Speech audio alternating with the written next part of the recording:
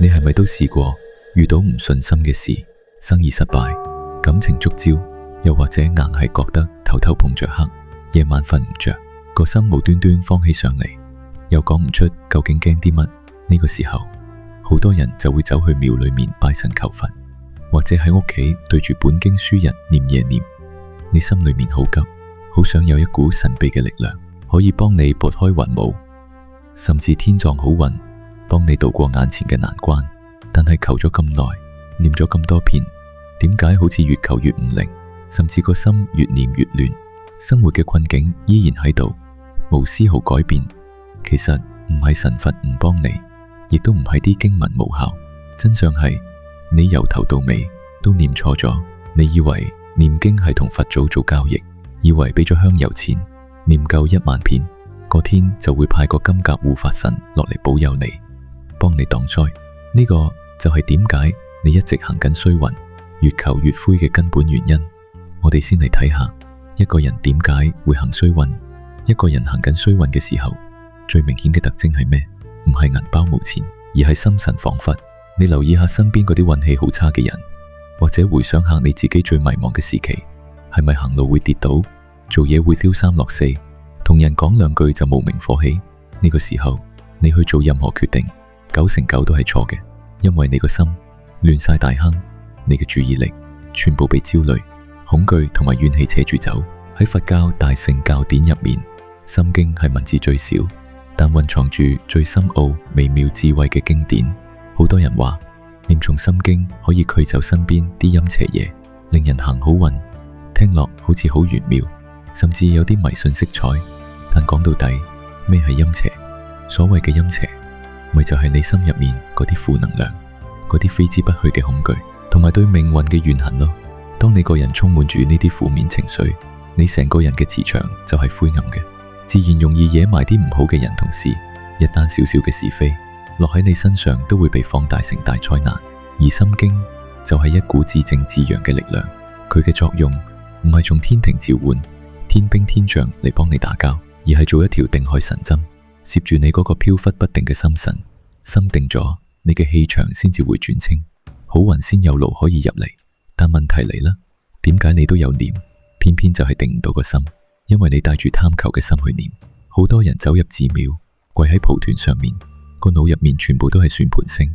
菩薩啊，我今日捐咗500蚊香油，你保佑我聽日單生意順利簽成啦。又或者我每日念50遍心經，你保佑我升職加薪啊。呢種心態唔係修行，係做生意。你將菩薩當成咗一部自動售賣機，入個銀仔就想跌罐汽水出嚟。如果神佛真係會因為你念咗幾多遍經，俾咗幾多錢偏心保佑你，咁神佛咪變咗貪官污吏？當你帶住呢種患得患失嘅心態去念經，你一邊念，心入面一邊掛住聽日張期票點算，嗰個得罪你嘅小人幾時有報應？你個嘴喺度喐，但個心飛到9丈遠，呢種叫做有口無心。你念得再多，都只係發出緊一堆冇意義嘅聲音，又點可能產生所謂嘅福報？我哋翻開心經，第一句就係觀自在菩薩。好多人以為呢句只係呼喚緊天上嘅一位神明，其實喺更深嘅層面去理解，觀係向內望，照見自己；自在就係當你睇清自己嘅執念之後，嗰種無拘無束，唔再被外物牽着鼻子走嘅狀態。念經嘅真正目的係為咗觀自己，就好似一個小學生對住塊鏡抹面。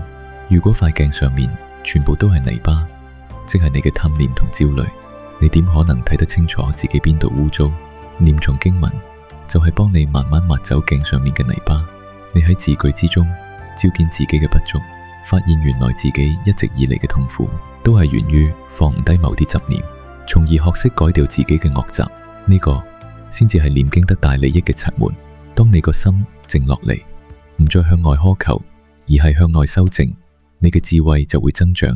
一個人如果連自己個心都睇唔通透，又點可能喺出面嗰個複雜無常嘅世界度揾到出路？你改變唔到出面嘅風雨，但你可以改變自己面對風雨時嘅心境。心境一轉，處境自然會跟住轉。所以唔好再怪啲經文唔靈，亦唔好再怨天尤人。你首先要問下自己，你念經嘅時候個心究竟喺邊度？講到呢度，你可能會覺得好矛盾，咁即係話念經冇得發達啦，咩都唔求。咁點解又有人話念心經真係可以令人行大運，甚至致富？其實人哋講嘅念出黃金萬兩係真有其事嘅，不過個玄機偏偏藏喺你最估唔到嘅心態入面。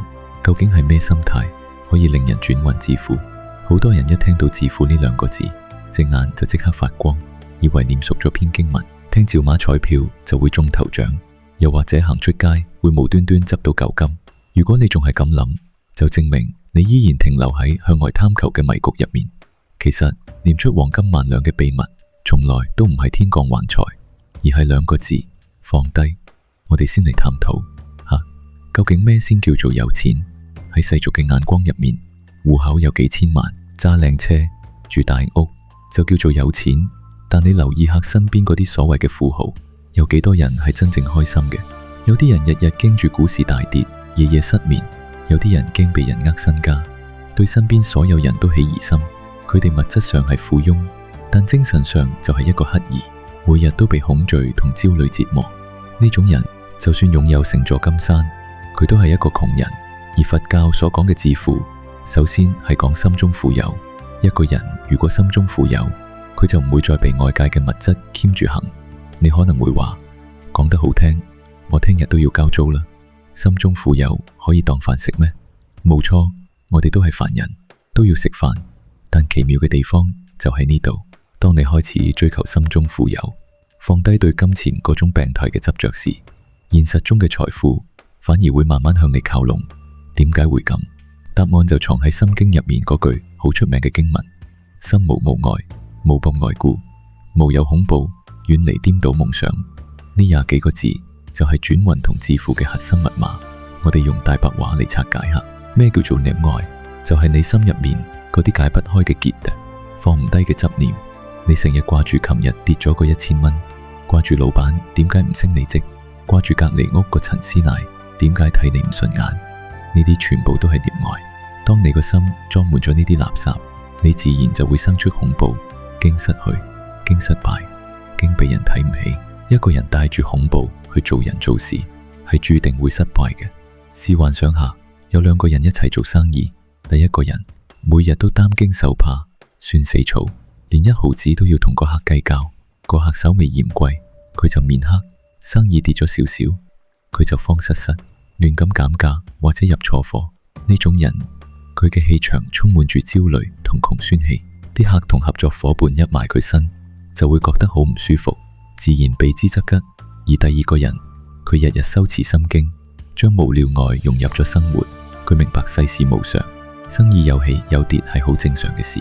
佢唔會為咗眼前的大小利去同人爭崩頭。佢對人寬容，對得失睇得開。生意好，佢唔會牙擦擦；生意差，佢亦唔會怨天尤人，反而會靜下心嚟諗對策。呢種人就係做到咗無欲則剛。佢唔係話真係咩都唔要，而係佢唔再被物欲綁架，因為冇咗嗰種患得患失嘅恐懼，佢嘅心胸自然就會開闊。所謂有容乃大，一個心胸廣闊嘅人身上會散發出一種和氣同穩定嘅力量。你估下，如果你係客，或者如果你係投資者，你會想同邊個人合作？一定係第二個。當一個人有容人之量，可以包容唔同嘅意見，可以承受得失，佢嘅人緣一定會好。人緣一好，路自然就闊。就算佢本身冇諗住做咩大生意，但因為環境同人際關係嘅推動，好嘅機會自然會敲佢道門。貴人會喺佢最需要嘅時候出現，幫佢一把。呢個就係念心經可以令人致富嘅底層邏輯。經文將你宇宙觀打開咗。當你感悟到萬物同我其實係一體嘅時候，你會突然覺得世界嘅財寶其實都喺我嘅口袋之中，只睇我點樣去運用。你唔再係一個喺街邊乞討好運嘅窮鬼，而係一個可以掌控自己命運嘅主人。你放低咗對得嘅貪念，反而得到咗全宇宙。你破除咗顛倒夢想，即係唔再將短暫嘅名利當成永恆嘅追求。你個腦就會變得清醒無比。一個頭腦清醒、情緒穩定、人緣極佳嘅人，點可能賺唔到錢？點可能行衰運？所以唔好再迷信，只要口認念幾句經文，神佛就會送錢俾你。真正嘅護法神，其實就係你自己覺醒咗嘅智慧。係呢份智慧幫你擋走咗因為衝動而做錯嘅決定，係呢份智慧幫你吸引咗身邊嘅善緣同財氣。講到呢度，可能你會點點頭，覺得呢個心理學同性格改變嘅解釋我聽得入耳。念經令人心平氣和，從而改善人際關係，咁的確係可以間接轉運。但係事情真係只係咁簡單咩？如果一切都只係可以用科學同性格嚟解釋，咁舊陣時嗰啲流傳落嚟嘅民間故事又點講？有啲人明明生咗絕症，連醫生都話冇得救；有啲人跌落大江大浪入面，眼睇住就快浸死。佢哋喺生死關頭，冇可能仲有時間去慢慢改善性格、培養人緣嘅，但偏偏佢哋因為一心念誦心經，最後竟然逢凶化吉，甚至盲眼都可以睇得翻嘢。呢啲聽落好似神話一樣嘅感應，難道全部都係古人作出嚟呃人嘅大話？定係話喺修心嘅背後，真係有一股我哋睇唔見、摸唔到嘅神秘力量運作緊？點解偏偏得佢哋念得靈，而你平時念就冇反應？為咗解開呢個鬧，我哋不妨先放低用常理去量度一切嘅成見，認真去聽下舊陣時民間流傳極廣嘅3個感應故事。第一個故事發生喺舊時南方嘅一個水鄉，有一戶人家，阿媽，我哋叫佢做林大嫂，佢個仔阿元不幸染上咗天花。喺嗰個年代，天花係絕症，阿元病情好嚴重，毒火攻心，左眼甚至出現咗黑線，眼睇住就快盲。林大嫂急到四圍求醫，點知遇到個庸醫，竟然用燈火去救阿元隻眼，搞到病情急劇惡化，隻眼徹底盲咗。個醫生見勢色唔對，嚇到連夜執包袱走路。面對住又病又盲嘅仔，林大嫂絕望到極點。喺無計可施之下，佢將全部希望寄託喺信仰上，日日夜夜跪喺屋企，瘋狂咁念誦心經，足足念咗2000幾篇。相傳佢後來夢見一位老人家指點佢去揾一幅好普通嘅膏藥貼喺太陽穴，結果奇蹟發生咗，阿元隻盲眼慢慢收水，最後竟然重見光明，連天花都好翻晒。第二個故事係關於一個經常要行船做生意嘅老行尊，叫海叔。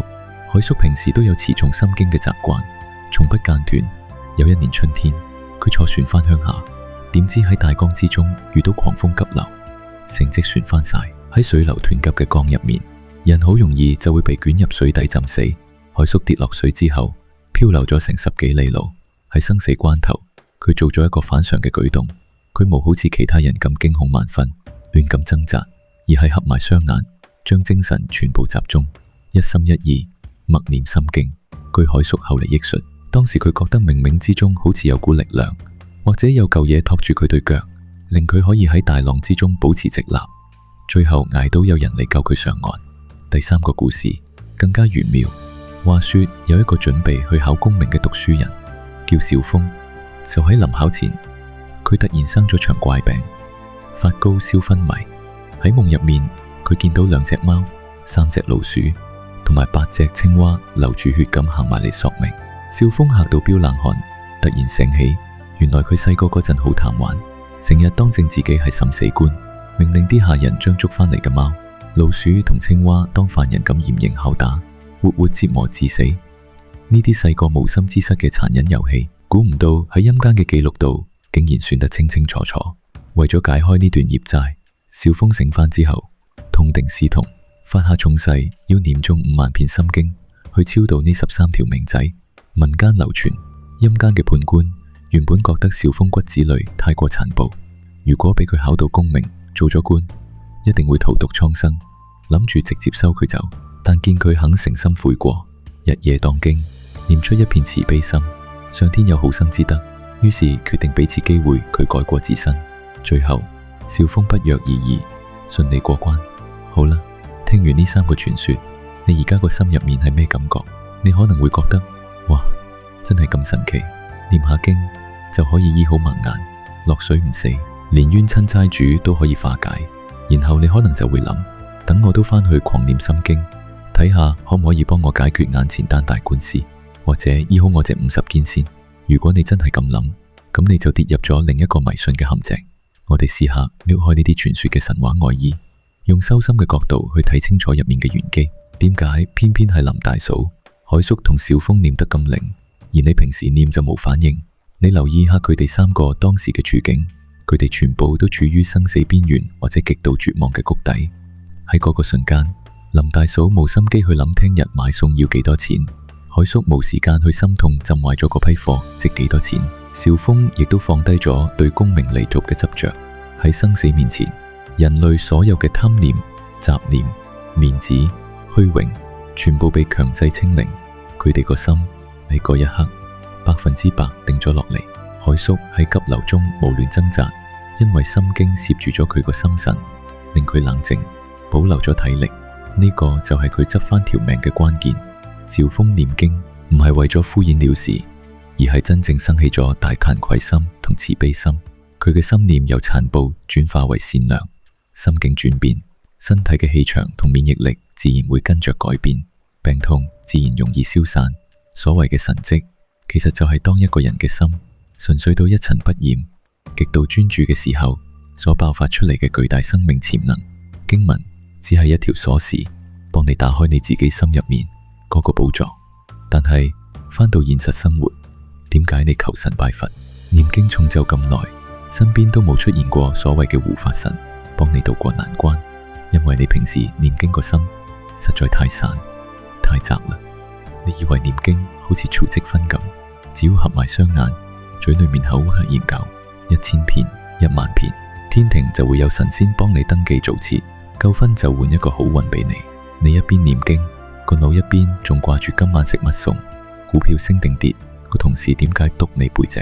如果你帶住咁嘅心態，就算你將本經書吞落肚，念夠108000遍，都只不過係喺度練緊肺活量，對你嘅人生冇半點改變。你冇嗰種破釜沉舟嘅專注，冇嗰種深刻反省嘅覺悟，又點可能引發奇蹟？講到呢度，你可能會問：咁即係點？難道要等到大難臨頭、生死關頭念經先會有用？我平時喺屋企究竟應該點樣念，先可以真正啟動呢股力量？其實念誦心經係有一套特定嘅儀軌同心法嘅。如果你唔識得呢套密碼，唔知道點樣去累積真正嘅功德，你做幾多都係白費心機。傳說中，只要你念啱方法，身邊就會出現金甲護法神保佑你。究竟呢個方法係咩？而功德同福德又有咩根本嘅分別？民間流傳住一套被稱為密碼嘅念用儀軌。相傳，只要你跟住呢套程序去念，你身邊同頭頂就會出現金甲護法神，幫你擋災化煞。呢套程序究竟係點？其實好簡單，就係3遍心經加21遍心咒。具體點做呢？首先由觀自在菩薩行深般若波羅蜜多時，一直念到最後一句揭九揭九，波羅揭九，波羅僧揭九，菩提薩婆訶。呢個完整嘅心經你要念3遍，念完3遍之後，第二步就係單獨抽最後嗰句心咒出嚟，揭九揭九，波羅揭九，波羅僧揭九，菩提薩婆訶，連續念21遍。你可以用手指慢慢數住嚟計數，聽落係咪覺得好似一個數學遊戲？點解一定要3遍加21遍？難道佛祖係一個會計師，少念1遍就唔保佑你？當然唔係，呢度入面嘅玄機，其實係為咗對付我哋嗰個心猿意馬。你試下自己喺屋企合埋眼念經，頭2遍可能你仲可以集中精神，但去到第3遍，你個腦一定會開始飛走。哎呀，煤氣爐熄咗未呢？聽日使唔使買定啲餸？呢個就係凡人嘅散亂心，而規定你要念21遍心咒，仲要用手指去計數，其實就係一個強制性嘅攝心工具。當你個嘴喺度念，手喺度數，你嘅注意力就必須高度集中。只要你個心稍微一散，你就會唔記得自己數到第幾遍，又要由頭嚟過。呢個過程就係逼緊你喺短短嘅10幾分鐘入面，斬斷外界所有嘅雜念，進入一種極度專注嘅狀態。呢種專注就係喺度模擬緊上一章我哋講嘅絕境中嘅順遂。當你可以完整專注咁完成呢一套祈願程序，民間傳說話你會有金甲護法神保佑，有天眼嘅人甚至會見到神明降臨。我哋姑勿論呢個畫面係咪肉眼可以見到，但你用修心嘅角度去諗，當你個心無雜念，充滿正氣同慈悲，你成個人嘅磁場就會變得非常強大，非常堅正。佛教裏面講，經典嘅加持力會吸引無形嘅眾生嚟聽經，而而護法神自然會嚟護持呢個清淨嘅道場。換個大白話嚟講，你嗰份極致嘅專注，嗰份唔再被貪嗔癡控制嘅清明智慧，本身就係最犀利嘅金甲護法神。有呢份正能量護體，邊有陰邪之氣埋得你身，邊有小人可以輕易激嬲你。但係喺呢度，我必須要點破一個好多人念經都會踩中嘅巨大誤區。好多人以為我今日念咗10套3+21，我聽日念咗100套，哇！我儲咗好多功德啊！菩薩實保佑我賺大錢啊！如果你係咁諗，咁你就完全搞錯咗功德同福德嘅分別。你知道咩叫福德嗎？福德就好似你喺世俗世界裏面嘅銀行存款，你捐錢起皮，你派飯俾窮人，甚至你坐喺度念咗1萬遍經，呢啲都會產生福德。福德會點樣回報你？可能係令你下一餐食得好啲，可能係令你聽日出街唔會塞車，又或者令你身體健康啲。福德係有用嘅，但佢係會消耗嘅，用完就冇。咁咩先係功德？功德係來自你嘅智慧，離開智慧，念再多經都冇功德可言，只有福德。我哋講一個佛教史上非常著名嘅例子，六祖慧能大師。慧能未出家之前，只係一個唔識字嘅斬柴佬，日日喺山度捱更抵夜斬柴賣錢養阿媽。佢冇讀過書，更加冇可能日日坐喺度念幾萬遍經。有一日，佢送柴去客店，偶然聽到有個人喺度念金剛經。當佢聽到應無所住，而生其心呢8個字嘅時候，佢個心突然之間就好似被雷劈中咁，豁然開朗，即刻開悟。佢冇念過經，亦冇做過咩大型法事，但就係因為呢一句經文啟發咗佢內在嘅大智慧，令佢徹底放低咗世俗嘅執念，明心見性。呢種境界就係無量無邊嘅功德。你睇到分別未？一個唔識字嘅斬柴佬聽一句經文，因為聽得入心，啟發咗智慧，佢得到嘅係無量功德。而一個小和尚或者一個貪心嘅商人，日日對住本經書念夠10萬遍，但係有口無心，一邊念一邊諗住點樣算計人，佢得到嘅最多只係微薄嘅福德，甚至因為心念不正，連福德都漏走晒。當你誦經嘅時候，真正嘅關鍵在於心口合一。你念出嚟嘅每一句經文都要反照翻自己個心，念到無腰礙，你就要問下自己，我仲有咩放唔低？念到遠離顛倒夢想，你就要提醒自己，唔好再為咗嗰啲帶唔走嘅名利去折磨身邊嘅人。當你每讀一次，你嘅執着就減少1分，你嘅包容就大1分。呢個增長出嚟嘅智慧，先至係真正嘅功德。但係講就容易，做落就難。現實生活中，我哋見過太多人，佢哋屋企擺滿神像，日日準時上香念經，但係一轉頭佢就鬧新抱，同鄰居嗌交，對住仔女惡形惡相。點解有啲人念經唔單止冇變得心平氣和，反而加嘈屋閉，成個人睇落黑口黑面，甚至好似惹埋一身黑氣咁？難道念經會走火入魔，定係佢哋喺儀式上犯咗一啲連佢哋自己都唔知嘅極大禁忌？你身邊可能都有呢種人，佢屋企神台佈置得好靚，日日準時上香，手上面永遠揸住串佛珠，口入面念念有詞，但係你望下佢個樣，眉頭深鎖，眼神凌厲，成日黑口黑面。佢一放低本經書，轉頭就去鬧新抱，又或者落街為咗少少事同保安嗌大交。呢種人就算日日念經，你都唔會覺得佢身上有咩佛光普照，反而會覺得佢惹埋一身黑氣，生人勿近。點解會咁？難道念經真係會走火入魔？其實症結就喺2個字：割裂。好多人念經犯咗一個最致命嘅錯誤，就係將念經同做人完全分開。佢哋將念經當成一項每日必須要交嘅功課，甚至係一種同佛祖索取回報嘅籌碼。呢種狀態，俗語話齋，就係小和尚念經，有口無心。你試諗下，佢合埋眼念緊心經，嘴裏面讀緊無眼耳鼻舌身意，無色聲香味觸法，講緊要放低感官嘅執着，要包容。但係一聽到隔籬屋有少少噪音，佢個心即刻扯火，覺得人哋阻住佢修行。一見到屋企人打爛隻碟，佢即刻破口大罵。當一個人把口念緊至高無上嘅慈悲智慧，但個心就裝滿住自私、暴躁同算計，佢個人嘅磁場就會嚴重撕裂。佢念經唔單止冇幫佢減少執念，反而壯大咗佢嘅傲慢心。佢會覺得我日日都有念經修行㗎，我高尚過你哋呢啲凡夫俗子，所以我鬧你哋係啱嘅。呢種將經典當做自己傲慢擋箭牌嘅人，念1萬遍經都係一張廢紙。佢嗰種充滿親恨嘅心態，自然會散發出一股負能量，吸引晒身邊所有唔好嘅人同事，搞到家無寧日，運氣又點會好？除咗心態上嘅割裂，仲有一種人係喺儀軌上出咗問題。頭先我哋講過專注，有啲人為咗表現自己不受形式拘束，着住條孖煙翁，踢住對爛拖鞋，攤喺梳化度，一邊睇電視，一邊口依然念經。佢哋以為自己好豁達，其實呢個係極度缺乏敬畏心。我哋要求誦經前要淨手、淨口、衣着整潔，唔係話佛祖好古板，要睇你着咩名牌先高興，而係因為人嘅身體姿態同內在心態係息息相關嘅。當你特登去洗乾淨雙手，換上一套乾淨整齊嘅衫，揾一個清靜嘅角落坐定定，呢一連串嘅動作，其實係喺度俾一個心理暗示自己，我而家要放低世俗嘅煩惱，進入一個神聖清靜嘅空間。你嘅身體端正咗，個心先會跟着莊重起嚟。有啲人話我屋企好細，冇地方安神台，咁點算？根本冇問題。佛堂只係一個助緣，真正嘅道場就喺你個心入面。你只需要揾一個唔會俾人打擾嘅房間，為咗唔影響屋企人，你可以選擇默念。至於姿勢，如果你念嘅時間短，你可以選擇跪住念，因為跪姿最容易生起恭敬心。如果時間比較長，你可以選擇端正咁坐喺凳度，或者盤腿坐，只要條腰伸直就得。最重要嘅係要做到心靜下來，心口合一。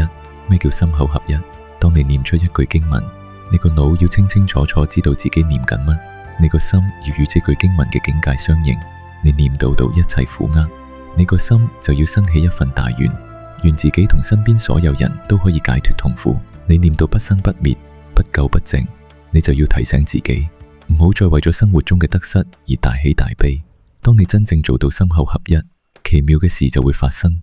喺誦經嗰10幾20分鐘入面，你暫時放低咗我，你唔再掛住我嘅面子、我嘅銀行存款、我嘅委屈。佛教入面講嘅人我執，就喺呢一刻被削弱咗。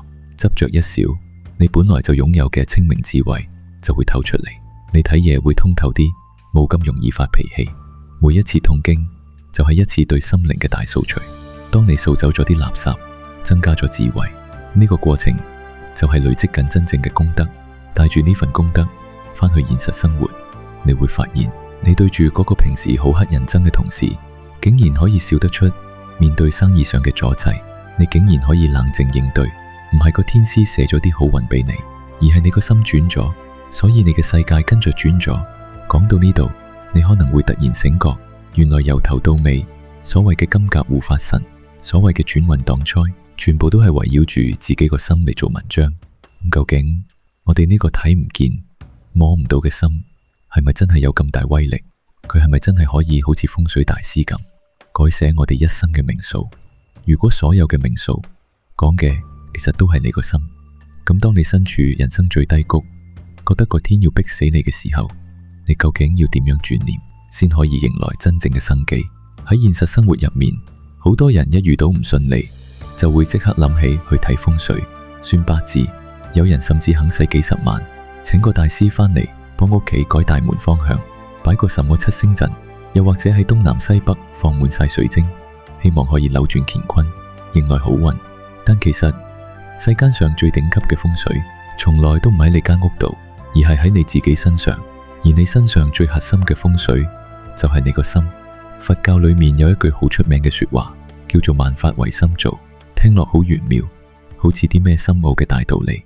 其實我哋用大白話嚟講，就係你個心係點，你睇到嘅世界就係點。你可以將呢個世界想象成一塊巨大嘅鏡，你企喺塊鏡前面，如果你對住塊鏡笑，入面嗰個你自然就會笑；如果你眉頭深鎖，愁眉苦臉，入面嗰個你自然都係一副苦瓜鉗面口。試諗下，當你個心裝滿咗抱怨，覺得全世界都對你唔住，覺得個天特登玩你，你帶住呢種烏雲密布嘅心情行出街，你會遇到啲咩？你搭車會覺得個司機特登揸得慢，你返工會覺得老闆特登挑剔你，甚至連街邊隻狗吠兩聲，你都覺得佢喺度笑緊你。你成個人散發出嚟嘅都係拒人於千里之外嘅烈氣。好運同貴人見到你呢種氣場，早就掉頭走啦。相反，當你個心靜落嚟，將焦慮同埋怨清空，換上包容同感恩，你再望出面個世界，就算遇到阻滯，你都會覺得當係一個考驗咯，當買個教訓。你嘅眉宇之間係舒展嘅，對人係和和氣氣嘅，呢種氣場自然會吸引善良嘅人埋你身。好多之前以為係死結嘅難題，亦會喺不知不覺間出現轉機。呢個就係所謂嘅一切唯心造。你嘅命數其實一直都掌握喺你自己每一次嘅起心動念之中。不過講到呢度，一定有人會話，當你一切順風順水嗰陣，叫你包容當然容易啦。但係如果我而家正處於人生最低谷呢？例如我爭落周身債，屋企人病重，或者俾最信任嘅人出賣，我覺得個天真係要逼死我。呢個時候你叫我點樣轉念？冇錯，喺絕境之中講轉念係最難嘅，但亦都係最關鍵嘅。當你身處谷底，覺得四面楚歌嘅時候，真正嘅轉念唔係叫你盲目樂觀，自己話聽日一定會發達，過兩日病就會突然好返。呢啲唔係轉念，呢啲叫逃避現實。真正嘅轉念就係心經教我哋嗰兩個字：放低。你跌到落谷底嗰陣，你最驚嘅究竟係乜？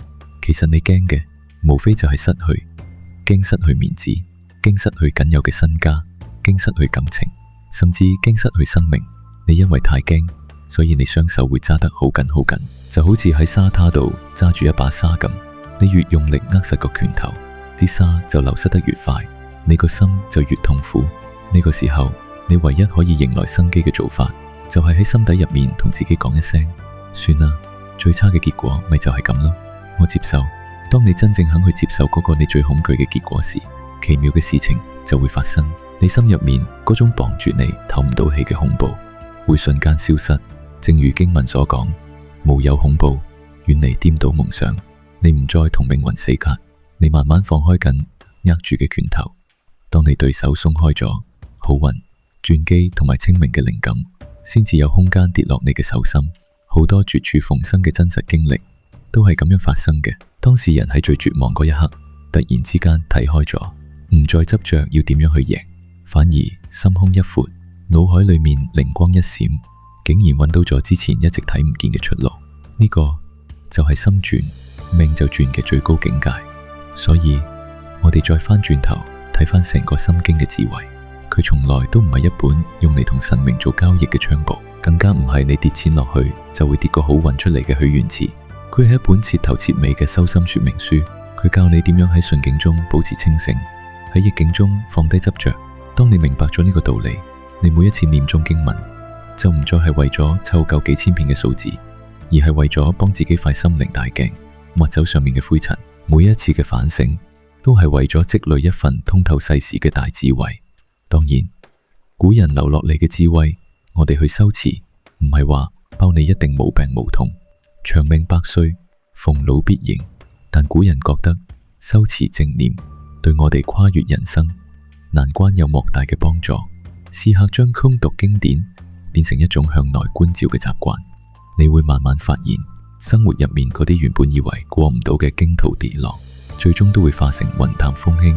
到咗嗰一日，你根本唔需要再向外苛求任何天降神兵，亦唔需要四圍去揾大師睇風水，因為當你個心無翹礙、智慧圓滿嗰一刻，你自己就係你自己生命中最勁嘅風水，亦係你最強大嘅金甲護法神。呢期嘅分享就到呢度。